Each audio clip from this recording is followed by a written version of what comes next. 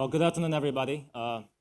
Welcome to the CCTV debate. You are now officially on TV with a selected few 100 million viewers here in China.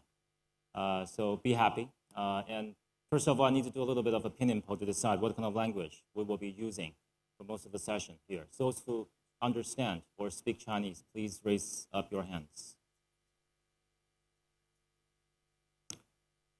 That's it? Okay, I see. So Dr. Zhu and I will convert between Chinese and English. A few tips before we start the whole thing. Switch off or at least silence your cell phones. People always forget about that. And secondly, no flash during the session. And thirdly, when we open the floor, do raise up your hands, and we welcome any contribution.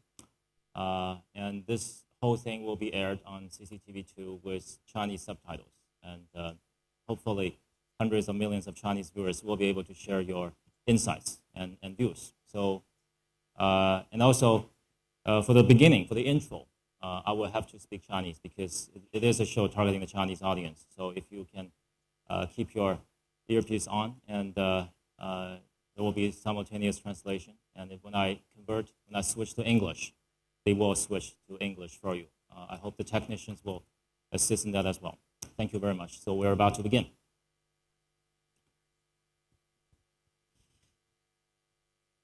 Earpiece.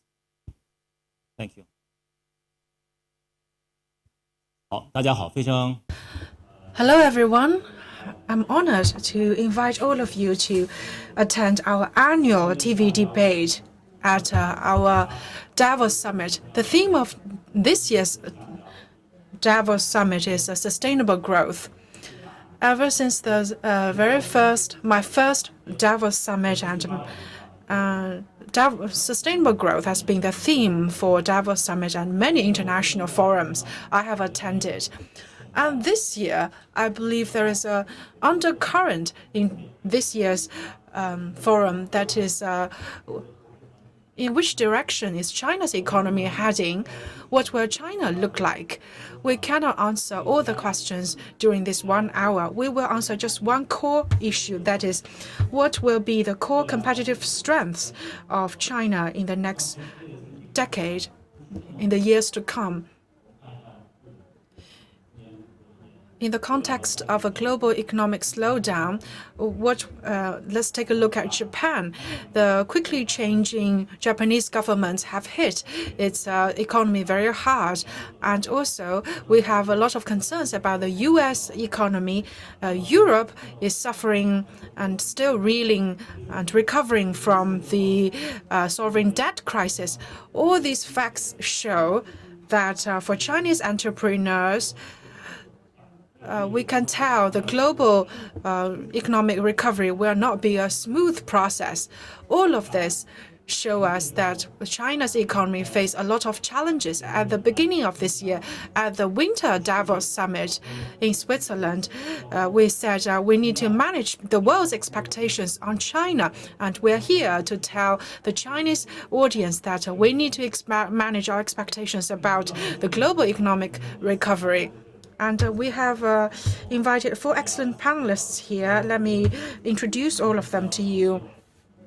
Sitting to my left is an excellent economist, Dr. Zhu Min, an old friend of CCTV. He is the special advisor of the International Monetary Fund. A warm round of applause to Mr. Zhu Min. Mr. Heizo Takenaka. He used to be the economic advisor and minister to the former Japanese Prime Minister. And thank you very much for coming here at a very important historical occasion that celebrates China-Japan friendship. Next panelist is Sir Martin Sorrell, a frequent panelist at CCTV. Sir Martin Sorrell, Chief Executive Officer of WPP from the UK. The fourth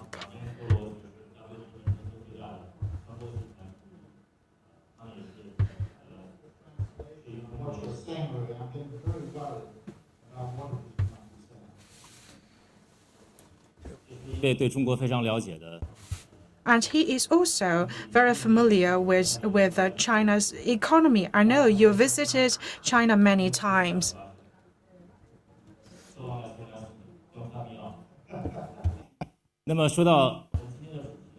Now, the theme of today's session is rethinking China's competitive edge. In recent years, people have been talking about China's population bonus, whether we will enjoy this bonus for a long time. Will China become too old to enjoy this bonus? And we have been thinking about this question for a long time. My answer to that question is in the future, China's competitive edge is our market, is our over 1 billion Chinese people that he offers huge potential. So let's come down to the core theme of today's session, and let's take a look at our big screens. For China's growth， 这个话题很好理解，因为中国经济的增长方式正在发生转变。那么这个转变的速度的快慢，这个转变。How quickly will China achieve this transition or transformation? That is something we need to debate. How big is the probability of this transformation? Is it this chance of immediate transition high or average or low? Could you show me your answer? Could you write down your answer?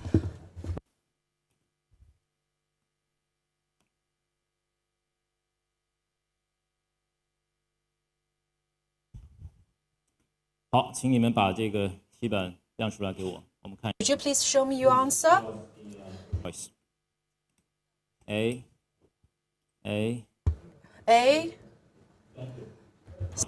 We're trying to have a TV show here. At least we have someone who disagrees. So why don't we start from Martin Wolf? Tell us why you choose B and not A. Well, partly because A is so boring.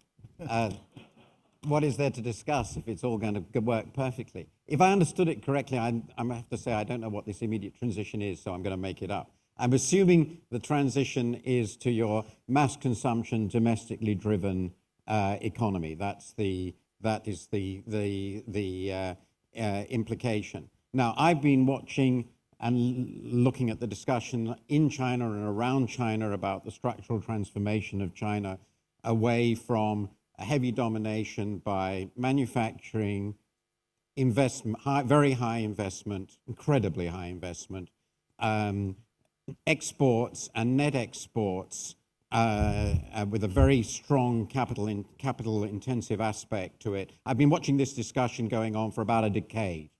Every year I hear very senior Chinese officials and economists telling me it's going to start, and every year, at least until the crisis hit, nothing whatsoever happened. The crisis has hit, and there's been a great deal of fantastically efficient, immediate, and spontaneous reaction to this. But my overwhelming impression is that all the effort is going to be, in fact, never mind the rhetoric, to try to go back to the original pattern. And indeed, the very response to the crisis, the incredible investment package that has taken place reinforces that instinct. So I believe that China is going to make this adjustment with immense difficulty, kicking and screaming, as it were, but all the impulse in the system is to continue with the pattern of development that worked so well prior to the crisis. Well, Martin, haven't you heard of something known as the China efficiency? What takes months or years or decades to be done in Japan, in Japanese parliament, or in the UK or in the US, could actually take weeks. Well, as I said, I've been listening to the discussion of this transformation, and I haven't seen the China's efficiency in this aspect. On the contrary, I've seen immense efficiency in reinforcing the pre-existing strategy. And I've seen the immense efficiency in dealing with the collapse of that strategy, which was very temporary because of the world crisis, but actually in some ways by reinforcing it, as I've said. So as I said, it's my job to be skeptical. I'm a journalist, and I start off with a high degree of skepticism. I could have put low.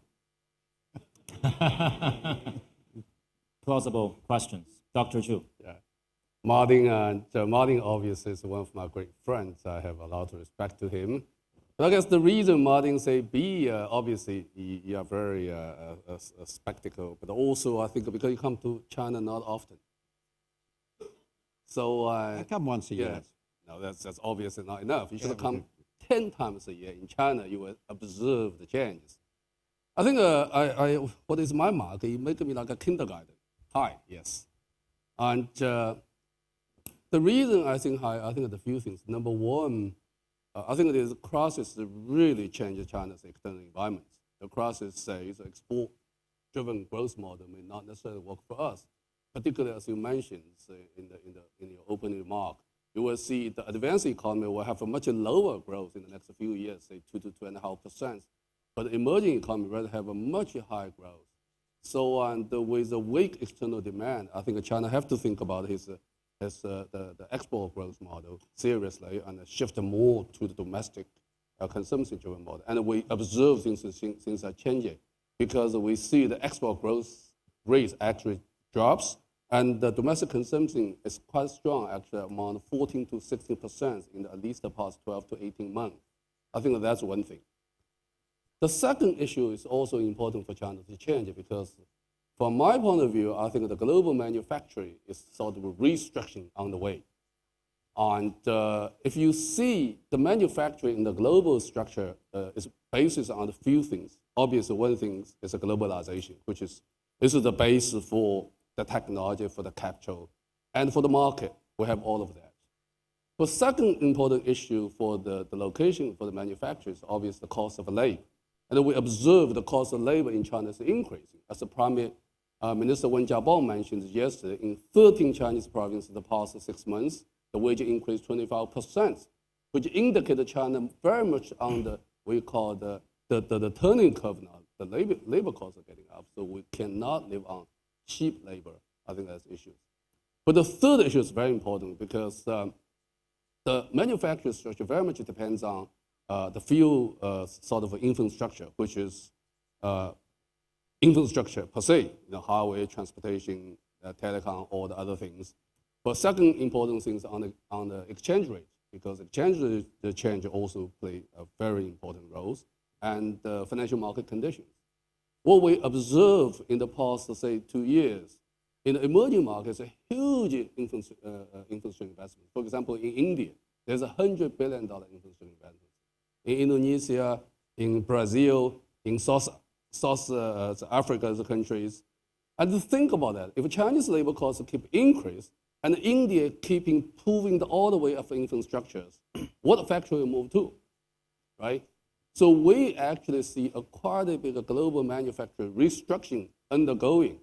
And we see the value chain change, pushing Chinese moving to the upper value chain, and we will see all the other industries probably will move to the other areas.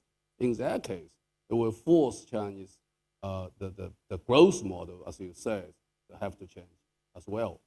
And number three, I think is obviously the most important thing. China reached the hurdle level is $4,000 per capita.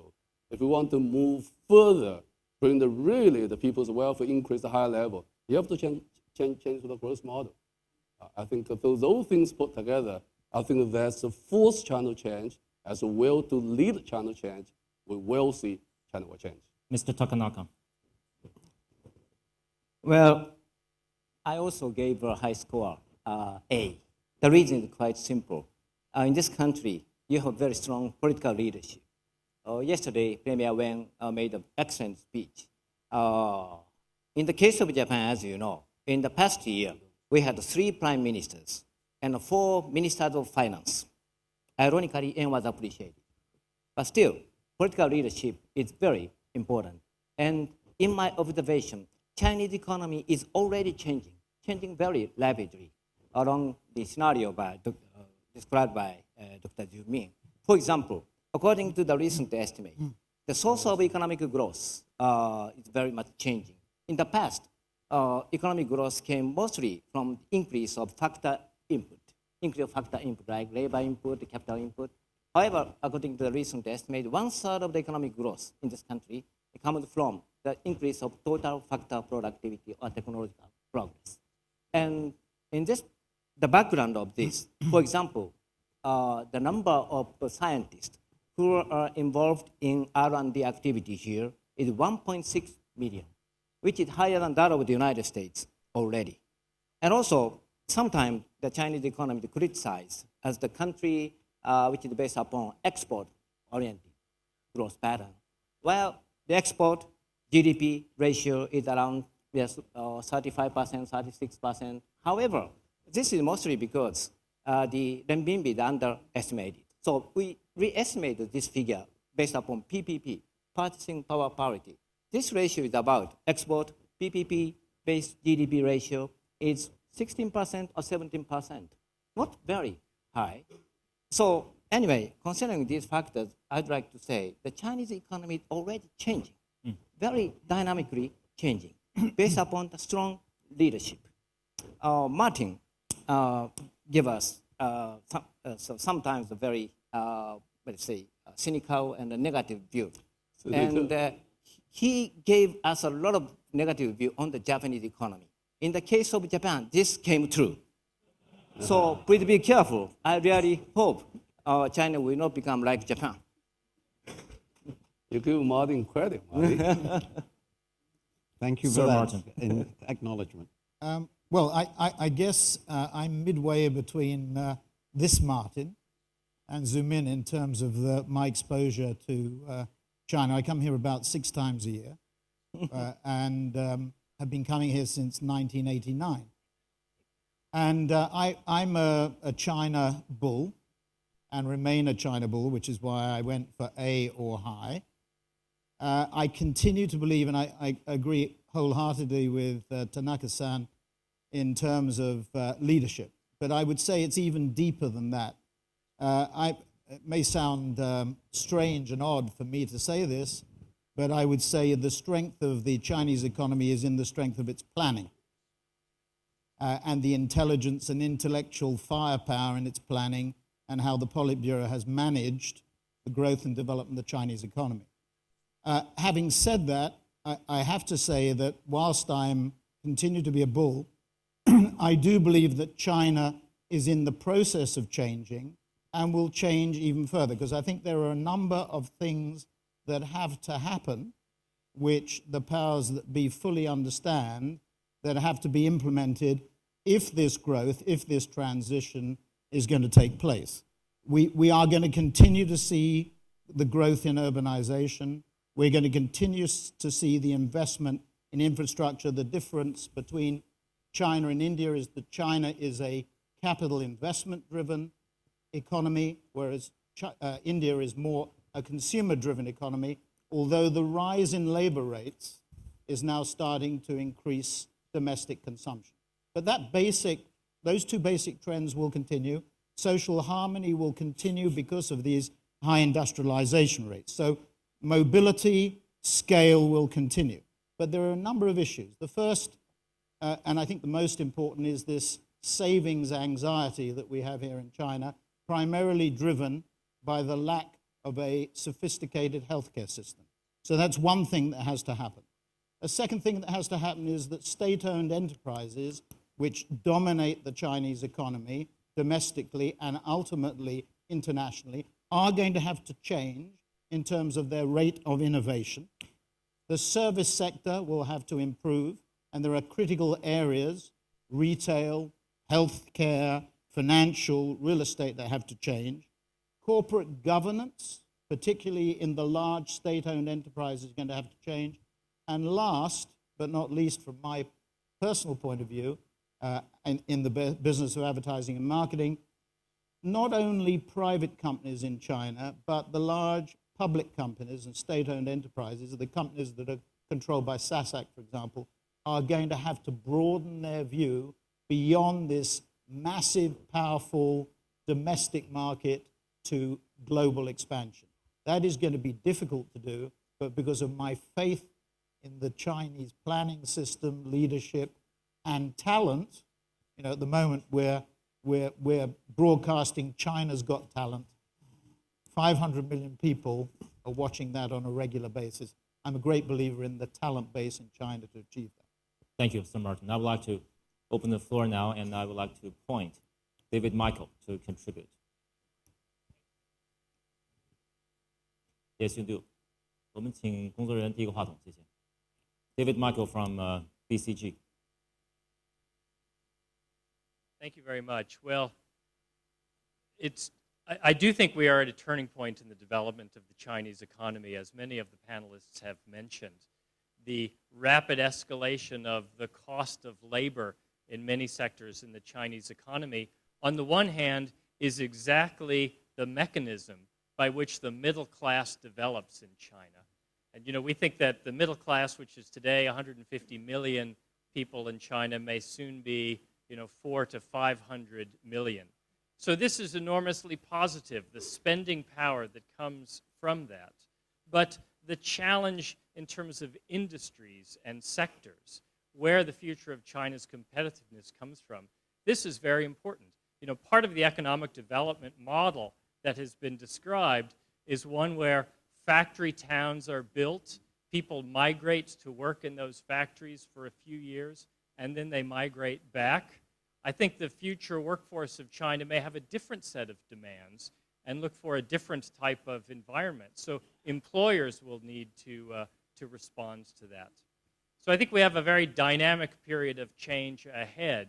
I think one of the questions that I would like to hear the panelists explore more are the kinds of government policy decisions that will need to be taken that will determine the pace of those changes. And so I think the answer to the questions that people voted about are very much a question of policies and how they will unfold, and then how the entrepreneurs of China will take advantage of those opportunities to create new innovations. Yeah. In other words, the first question is more about the faith of the ability to come up with the right policies and the right approach. So who else have a comment, quick comment? Go ahead. I just say very quickly that if Wen Jiabao were on the panel, he would answer B, and he did last night. He didn't come off with a triumphalist, we'll fix it all approach. He talked about the negative feedback that China had to deal with after the latest efforts, and I really admired his speech because it was one of the most candid and straightforward talks that I had heard about the consequences, and you could feel in that speech the stress and strain of change, which is essentially communicating that it's not easy. But let me just pose one, provocative question. In the United States, in the U.S. economy, I think to some degree, the financial sector has essentially skimmed off the top from other sectors disproportionately.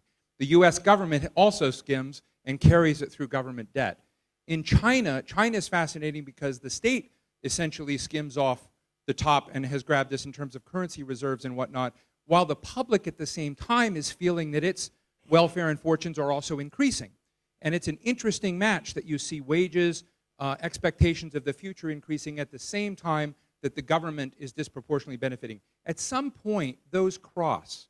And that seems to me to be something I heard last night in Wen Jiabao's speech. And I'd love to get a candid comment from some others about to what degree the state can continue to do what it's been doing. Everybody to keep your comment short and identify yourself before you say anything. Any questions from this side? Sir. Henrik Greve from INSEAD. I've heard a number of excellent comments. May I ask you to stand up so the camera can catch you? Henrik Greve from INSEAD. I've heard a number of excellent comments about macro-level concerns and even sector-level concerns in the economic growth. I haven't heard so much about the role of entrepreneurship, about small and medium-sized firms and what they're doing to help. Can the panelists please provide some suggestions there? We will come to that in the second question. Sir.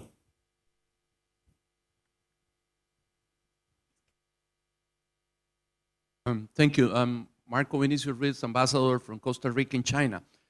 I just arrived here and I just wonder how the inflation, which has been announced, that a surge in inflation in August from a year, is going to affect the policy that the government is affecting now.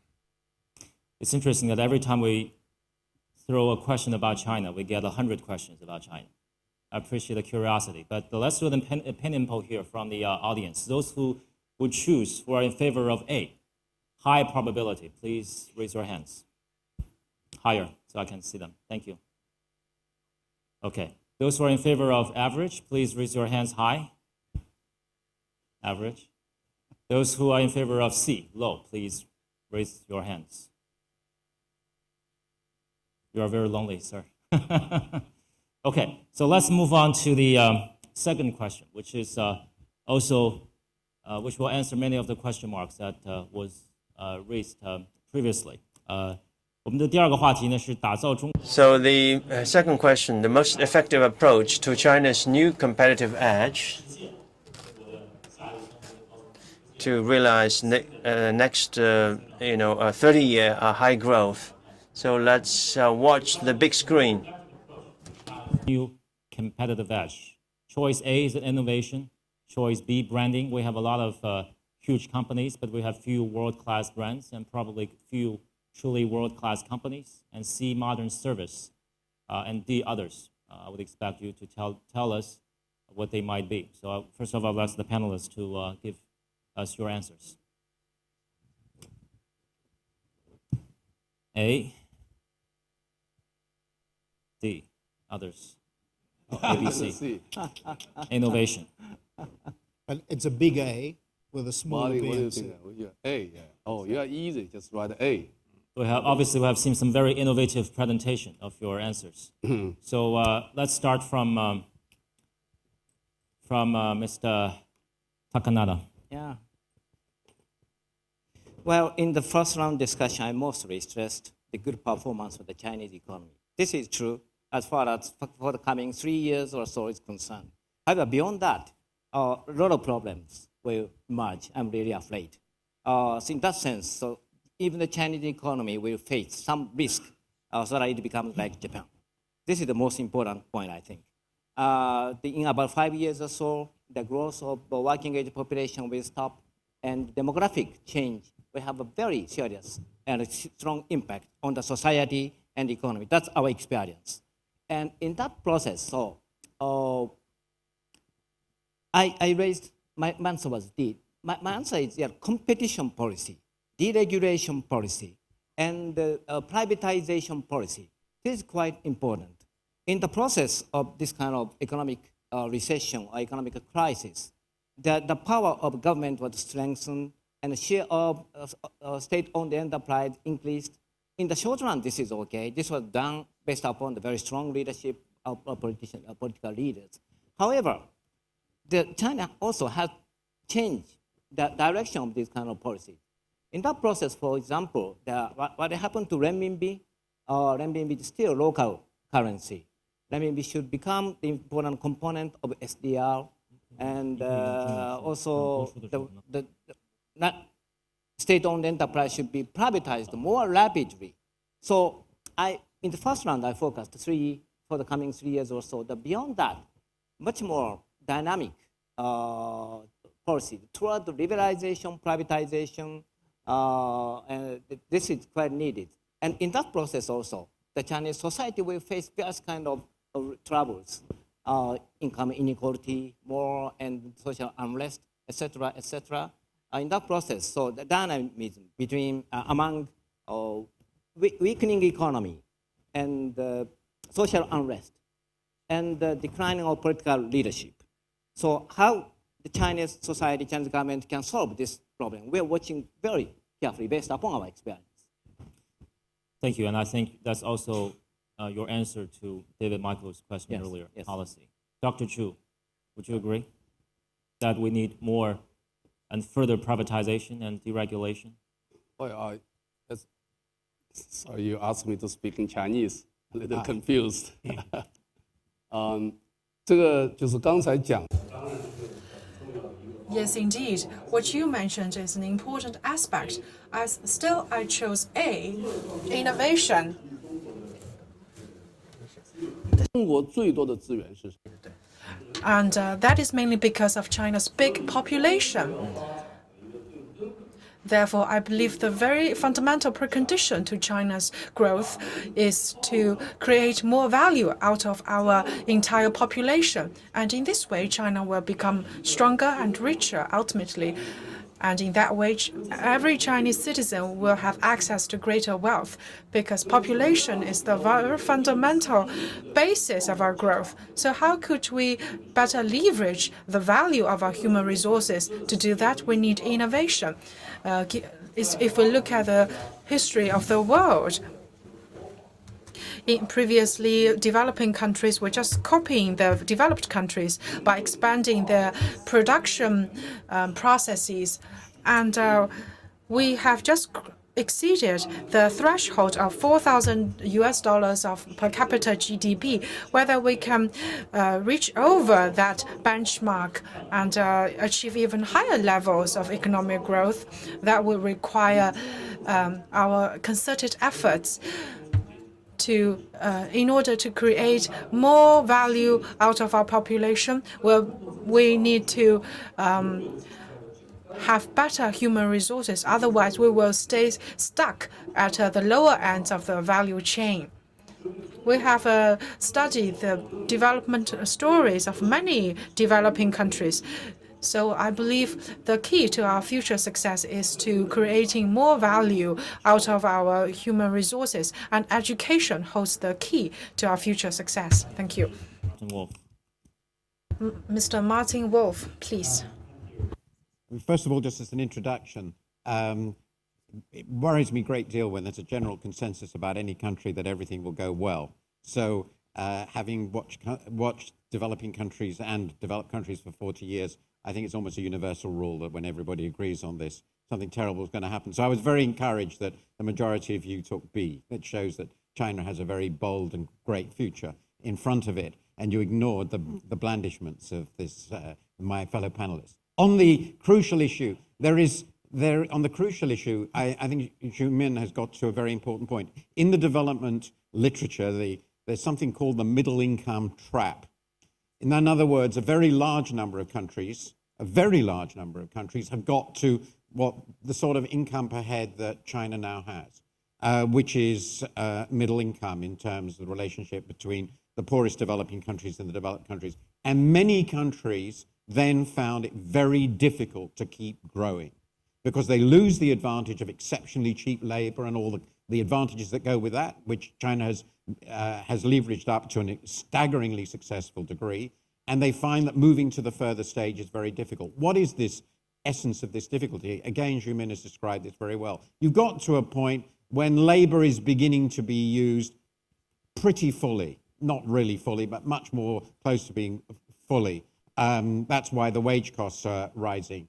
Investment rates in China are, I think everybody will agree, as high as they could possibly go. They are, as far as I can see, the highest in world history. So that means that neither labor accumulation, and indeed we've talked about aging, nor capital accumulation will drive growth.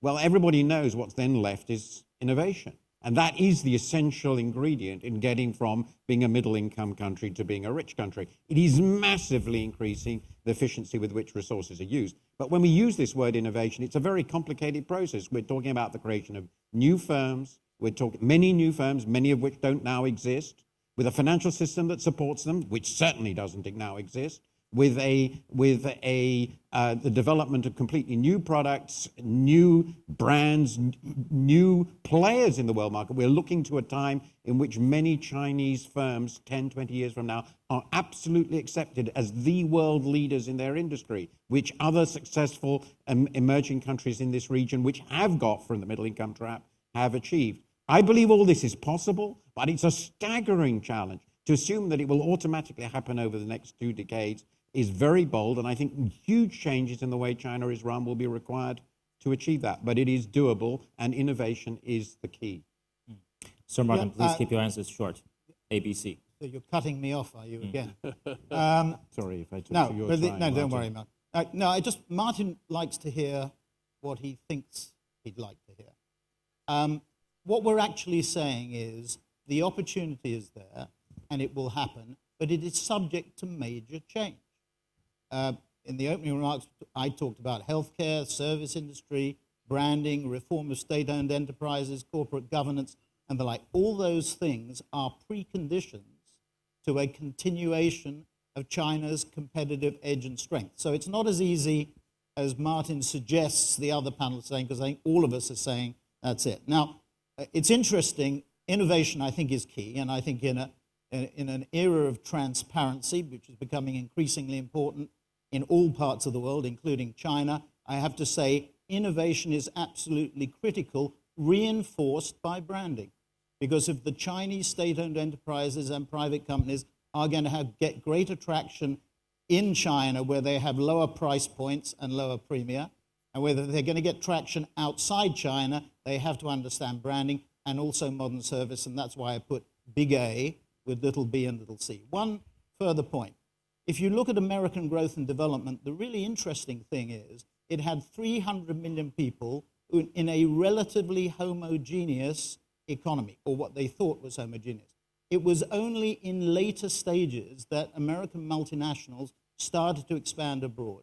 I think the biggest risk in China is that China will be too inwardly focused, and companies, both state-owned and private, will be too inwardly focused. If you have a domestic population of 1.3 billion, and we're in the midst of the census, which might demonstrate that China actually has 1.5 billion people. So that's an extra 200 million people more than we thought, which is 2/3 of an America, and Indonesia, 3.5 UKs. The mind boggles with the potential for domestic expansion. That's the risk, that they don't focus, private state-owned enterprises don't focus on the international global markets, but are content to sit in China and not expand abroad. But just to sum up, there are certain very important preconditions to China achieving to what we're saying they will achieve. Thank you, Sir Martin. I would like to open the floor, and if I may first of all point Ms. Jennifer Blanke, the chief economist of the World Economic Forum, to comment. Thank you very much. As some of you might have noticed, we actually came out with our latest global competitiveness report just a few days ago, and it got a lot of attention actually in China because we saw China rising again in the rankings, as we've seen over the last few years. I mean, clearly within our report, we equate competitiveness with productivity because it's productivity that will then set the sustainable level of prosperity in a country. And China, as has been discussed, has been doing very well in a number of areas. But we also take into account that countries are at different stages of development.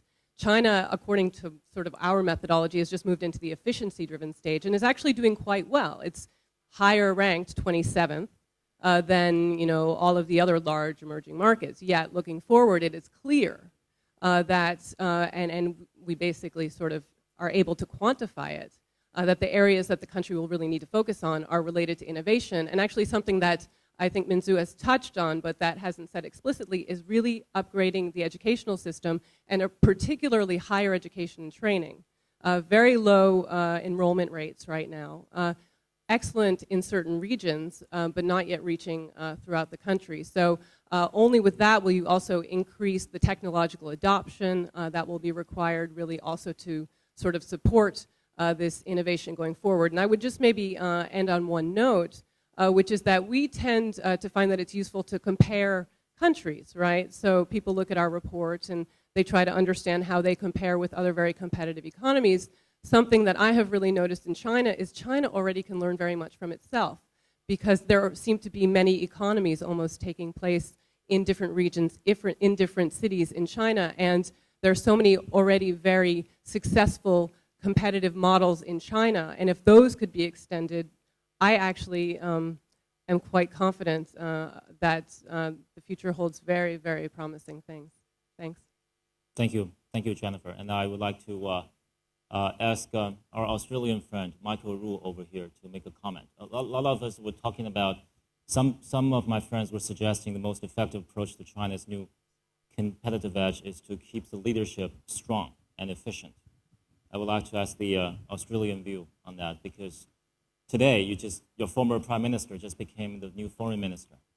Australia is also going some turbulent political. Well, I have a fairly simplistic view about China. I'm a bull on China, but I think the reality about innovation is that China is not just driven by competitiveness internationally, but it actually has to innovate. It actually needs to provide a cleaner, energy-efficient water management system in this country that allows it to continue to grow. So I think it's actually driven internally as much for innovation as it is externally. Thank you, Michael. Who else? Questions? There's a gentleman in the second row. Thank you. Please identify yourself and keep your answers short. I'm George Guo from U.S. News Star company, but I'm based in Beijing right now. I guess I just first want to comment on the question. So it's interesting to me to see the most effective approach, right? And then, so to me, it's really, when you look at the answer, it's really want to look at that. Is this, you look at long term, or you really look at short term, immediate? Being educated, grown up here in China, and then but worked in U.S. for a while. So one of those things I felt really most interesting difference is really a lot of kind of a short-term approach here, right? When you look at it, you want to get immediate competitive edge. Maybe what you do is that just copy whatever the ideas you got from overseas, and then you do it cheaply here. But if you want a more sustainable and a really long-term competitive edge, then I say innovation, and it certainly deep down is D. I think Zhu Min was he mentioned education. I think really that's most important. Thank you. Thank you, sir. George Foster, Stanford University. My question is whether, in fact, the answer to that question differs by sectors of the economy and by whether it's an internal or an external market that you're going after, in the sense that we've seen tremendous Chinese innovation in companies like Taobao and Tencent, where it's really innovation, it's not really the protection of the government that's driven those companies' success, in my opinion. The question is, when you're going into an international market, how's that going to shift in terms of the relative importance of branding? And I think Martin Sorrell's comment, I think, is spot on in that direction, is that has to be a dramatic shift relative to the mindset of if that's going to be the growth sector, too. Sir, I see we have a lot of questions about China. I would like to ask the four panelists to keep those questions in mind when we finish the three questions. If we still have remaining time, let's seek to answer all those difficult questions. I'm Zhu Min from University of Michigan, also from Shanghai Jiao Tong University. I think I agree with the panels that innovation will be one of the most effective approach to China's competitive edge. However, when we talk about innovation, we really talk about the product innovation, service innovation, and technology innovation. I think China is a strong, probably can easily get on the product innovation and service innovation. If you taste the Chinese food, every year I come back, you see the restaurant come up with new product, new service. However, the technology innovation requires education. But I think that there's fundamental challenge for China in the engineering education, the general education. I think the culture is part of the culture. I think there need to fundamentally be changed. Otherwise, China will have a long way to go in technology innovation. Thank you. Gentleman over there. My name is Mark Zavatsky. I'm from Russian Business Magazine Expert. Talking about innovation, I think in China we have a specific word for a Chinese-style innovation, which is called innovative copying, or shanzhai in Chinese. And many of the innovations that we talk about were actually based on some Western technologies or Western ideas that have been reinvented in China in a way. So my question is, talking about the competitive edge of China in the future, what China will be still needing from the West or from other countries, or China can rely exclusively on its own ideas, and yeah, thank you. Gentleman over there. 你好，我是来自 Hello, I'm from 21st Business Herald. I coming from 21st Century Business Herald. When I listening to the guest speakers, I think they do not pay enough attention to some bottom-up forces in the Chinese society today. I think as a man coming from a labor work family, I think a lot of Chinese people, a lot of Chinese families like us, what we want first is to increase our incomes. What we want is a stable insurance stable insurance system, a healthcare system, a more fair education system. I think these problems are related to Mr. Zhu Min's comments on to increase the value of labor. So when we try to increase the value of labor in China, besides innovation, how can we show enough respect to the labor in China? I think this problem will be the problem shared by billions of Chinese who cannot get into this conference hall. Thank you. Another comment from the audience. David, you had a question, right?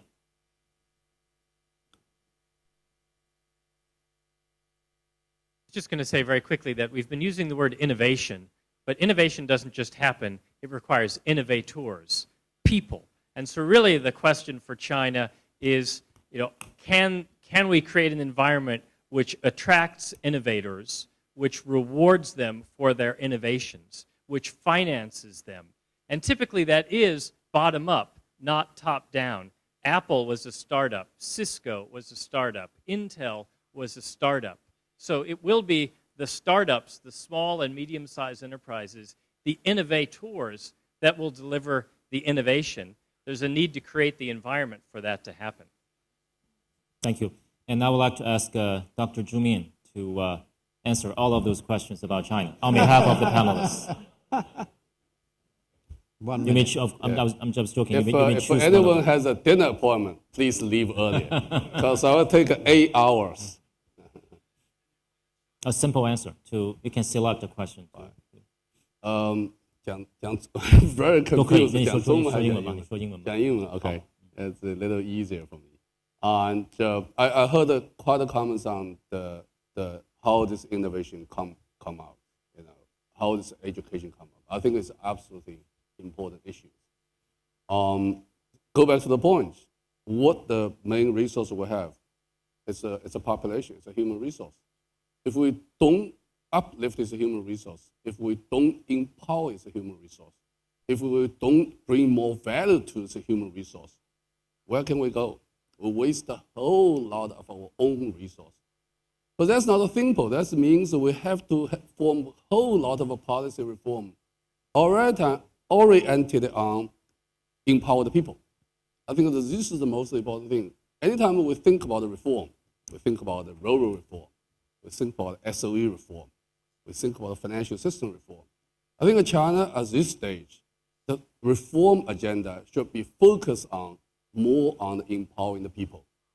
Bring the people more education, bring the people more open-minded, and empower them, let them be more creative, and add more value on them. Then the whole country will pick it up. So obviously, a lot of policy reform is required. But the centerpiece is a human capital. I think that's the important issue. Of course, that includes creating greater social safety net, ease people's concern and worries about their personal well-being, retirement, healthcare, access to school, education, et cetera, providing greater sense of security and greater sense of happiness, in the words of President Hu Jintao. So now let's do an opinion poll from the audience. Those who are in favor of choice A, innovation, please raise your hands. Thank you. And those who are in favor of branding, please raise your hands. Branding. Thank you. I should have asked these 4 of you to talk. And C, modern service. Those who are in favor of modern service. And D, others. Thank you. Thank you. Now let's move on to the next subject matter. And if we have time, we'll go back to some of the earlier questions. It's called the biggest difficulty in improving China's competitive edge. I would like to rephrase the word difficulty into reality. The biggest reality in improving China's competitive edge or the environment. It's not necessarily difficulty. Please give us your choice. So this is a very philosophical question.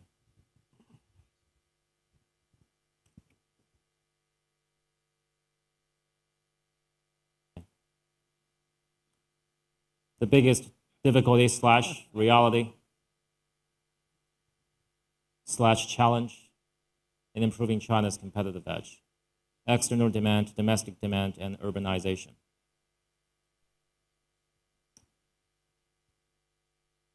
What happens if we disagree all your threes?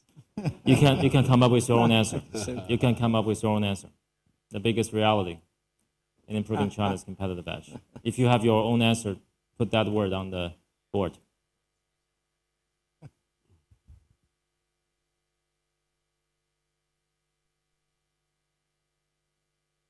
Please. It'll be. Dr. Zhu's strategy, is that strategy? Yeah. Dr. Zhu, strategy. A, external demand, B, domestic demand. Why don't we start from Sir Martin? Well, I think it's been well rehearsed in the previous answers, not much to add. We in the West have spent too much, borrowed too much. Ironically, we've been asked to spend more and borrow more in the course of the so-called recovery. Clearly, in the East and the South, meaning Latin America, meaning Southeast, meaning Africa and the Middle East, these are populations of great scale, 1.3 billion out of 6.5 billion on the planet here in China, another 1.1, 1.2 billion in India. Clearly, we have to get these internal markets spending more, consuming more, in order to balance the world economy. So I would say the biggest issue that China faces is domestic demand, and I come back to the healthcare issue. That seems to me, from all that we see amongst our 12,000 people here in China, from what we hear from consumers, that fear drives domestic savings. The healthcare, the social security net that Rui, you referred to a second or so ago, that is the critical issue to releasing domestic demand. Martin. Yes, this is a particularly difficult question, but I'm going to really focus on A, because I think that's the constraint, and that's why I think of B as the reality. China is the largest exporter in the world, and it's going to remain the largest exporter of the world for forever, I think. The growth of world trade is about, at most, 5% a year in volume terms. The growth of the Chinese economy is going to be somewhere in the 8 to 10% range or so, I think, for the next 10 years. And the growth of China's exports in real terms in the last 10 years was close to 20%. It's pretty easy to see that this doesn't go into that. That is to say, it's going to be incredibly hard for Chinese exports to grow even as fast as the Chinese economy.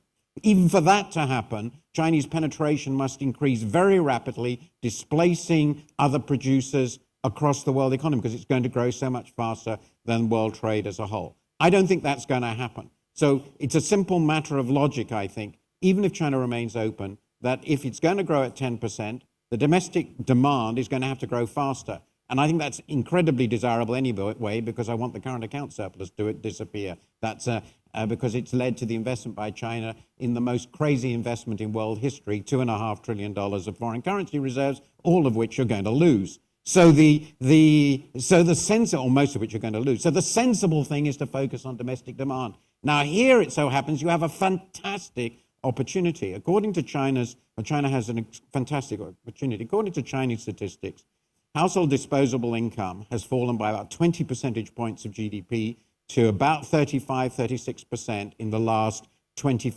25 years. And consumption isn't much higher as a share of GDP.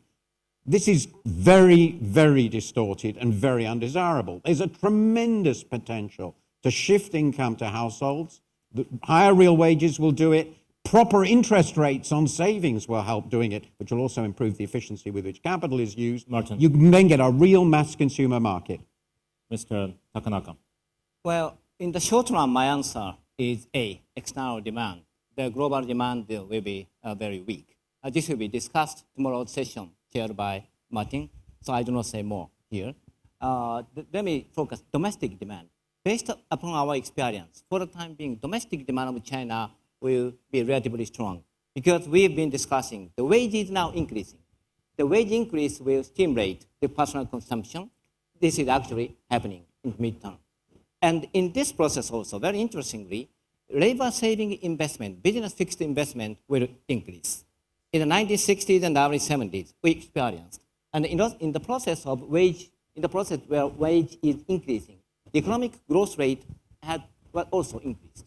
So this kind of thing will happen for the time being in the short run. Of course, in the long run, a little bit different story will appear, what's mentioned by Martin. I will not say more, but in the short run, the long run. So this kind of switch will maybe occur in about 4 or 5 years. Around that time, the increase of production age population will start declining. So for the time being, I may say 4 years, 5 years, the Chinese economy is relatively good. But beyond that, I really appreciate your management on that. I understand Dr. Zhu Min's choice. I think my interpretation of your choice strategy is that given China's efficiency, we talked about, that if China chooses to do the right thing, it'll be very, very efficient. Good will be done. If China made the wrong choice, it will also be very, very efficient. Before you realize it, damage is already done. That's the reason why we have to focus on strategy. We have to make the right choices. Is that what you meant? Yeah, actually, you said it better than I do. Yeah. And if you from more broader view to look about China, what we are facing today, so external demand drop and domestic demand is very weak. Urbanization go very dramatically, gradually slow down. And we may facing a demographic changing also. But this is a classical development cases. China is also one part of that's the human history, right? So I will say, before we talk all of that, the strategy is always on the top of that. But I think you're absolutely right, the interpreted, my understanding of strategy, I mean, I guess because we're having friends so long, so we know each other. But I would like to expand a little more. When I say strategy, it's not only the strategy for the nation, but also the strategy for the company, strategy for every individual. Because in such a big changing world, in such a big move for China, move forward, I think every company, every individual have to reposition themselves. In that sense, strategy is always the main challenge and the most important thing here. And just to explain a little bit on choice C, part of the strategy of China is adapting right now is to move the people from the rural countryside to the cities. In the next 15 to 20 years, will be roughly 200 to 300 million people moving from China's countryside to the cities. And that's, in my opinion, one of the two key drivers of China's economy. The first one is farmers, peasants moving into the cities. And the second driver is those who are not rich yet, wanting to get rich. Those are the two key drivers of China's economy. But in the process of urbanization, we have a lot of issues. We have right now one of the biggest policy or strategic headache for the Chinese decision makers is the policy of our real estate. If you watch domestic Chinese news, this is what's topping the news agenda every day. So now I would like to open the floor to invite your comments. First of all, I would like to point my friend Yushi from Tokyo. Yushi, what do you think is the biggest reality or difficulty in improving China's competitive edge? 我们第一个话筒, please stand up. Thank you.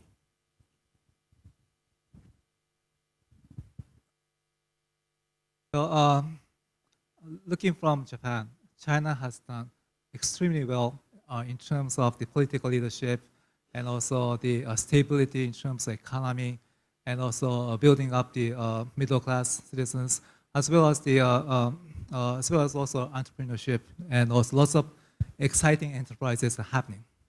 And that has been said. At the same time, like there's an external demand, as Takenaka-san mentioned about that's happening. And also domestic demand is issue as well as education, as well as the pension and also systems. And so it's always difficult to decide which one to A or B or C. But as long as political leadership and goodwill of the Chinese citizens and collective intelligence of the people, I'm very optimistic about the future of China. Thank you very much. Other comments? Comments or questions? Final chance. Gentleman in the far back, thank you. Thank you. I'm Austin Hugh from Goldman Sachs. I would select B, but with some the point attached to that. I would say domestic demand with priorities. And I think as I've been saying again, I would give a high priority to education, to health sector. Thank you. Was that you, Michael?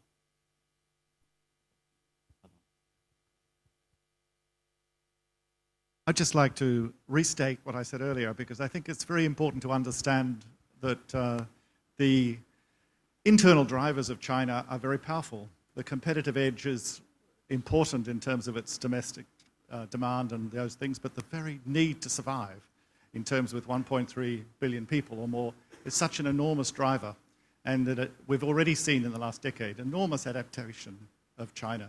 People talking about things like innovation coming from inside and creating the right environment. It doesn't actually have to just come from inside.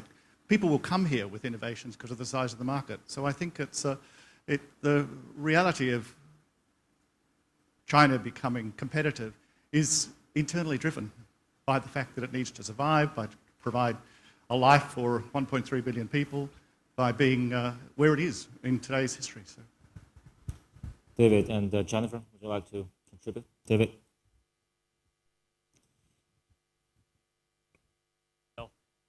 We all come to China. I live here, but many of us come to China, and we're so impressed by what we see top down. Infrastructure, big spending, bullet trains, new airports. What we also need to appreciate is China from the bottom up. And ultimately, China is 400 million families of parents who make sure that their kids do their homework and achieve and have this drive and energy. So we can also paint pictures about all the challenges that the Chinese economy faces. But as Zhu Min is saying, it's ultimately about the people, their drive and ambition. I think that is China's greatest resource. What we're going to see in the next 5 years is this incredible unleashing of Chinese entrepreneurial and innovation spirit. So watch out. It'll be a very exciting few years. Jennifer. And I would maybe just add to that, that sometimes I hear people talk about domestic demand a lot, and it's very important for the rebalancing of the global economy and everything. But for me, when you think about competitiveness, at least the way that I do, it seems like it's looking at it backwards. Because when the economy is more productive, when you have rising living standards, the domestic demand will just kick in. So I think a lot of the focus really has to continue being on, increasing productivity, and then the demand will come. I mean, it is coming. I'm Steve Clemens of the New America Foundation. Just very quickly, the one item that I don't see on the list is essentially environmental constraints and other resource constraints, which are such a feature of Chinese commentary about their own world.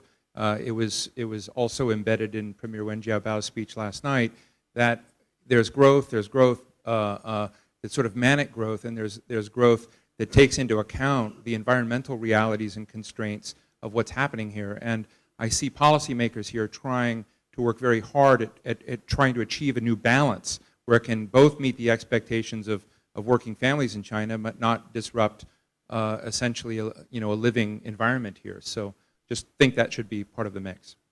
Okay, now time for the opinion poll from the audience. Those who are in favor of the choice A, external demand, please raise your hands. No? Those who are in favor of B, domestic demand. C, choice C. Choice C, urbanization. Why don't we have the gentleman in the far back to tell us why did you choose choice C? I'm very curious. My name is Bauke Arends from the Netherlands. Urbanization, I have been for a fortnight in China now. I have been in the country, and I'm in the cities, and it's, to my opinion, a great opportunity for China to find out how to get all these people in the country a place in China's economy and the position in it. And for me, that's the most difficulty in China's improving to competitive edge. Thank you. And finally, I would like to ask the four panelists to give a very brief and quick summary of this session. And I would like to phrase the question into something like this. Give us the top reasons for you to be confident and bullish about China, and also the top reasons why you're worried and concerned. Why don't we start from Sir Martin? Would you like to be the last one? The answer to the first question is talent. I mean, Zhu Min and others have more eloquently than I talked about the power of unleashing the talent. So if you have 1.3 billion or 1.5 billion people, game over in that sense. So that's number one. The biggest issue to my mind really stems from that. In order to unleash that talent, it demands institutional changes, preconditions to unleashing that talent, which China has got to wrestle with. Those are not just changes in state-owned enterprises or private companies, large or small, not just changes in terms of looking outside China as well as inside China. It will demand political change as well. So government institutions are going to have to change. I mean, to unleash the entrepreneurial energy, the innovation energy, financing institutions, rules and regulations, the new patent law that says that any patent developed here in China has to be, or any innovation here in China has to be registered here in China, raises issues, certainly internationally, that's not the law internationally, that have to be wrestled with. So I would say the biggest issue is institutional change to unleash the power that we see inside China. Continuous institutional reforms. I think I can be brief. The greatest reason to be optimistic is, as already been mentioned, the population, to which I would add proven achievement. It has been shown to work for 3 decades. And I would say that the biggest danger is complacency. And I've seen that very often in other countries. And I detect just a tiny whiff of it here now.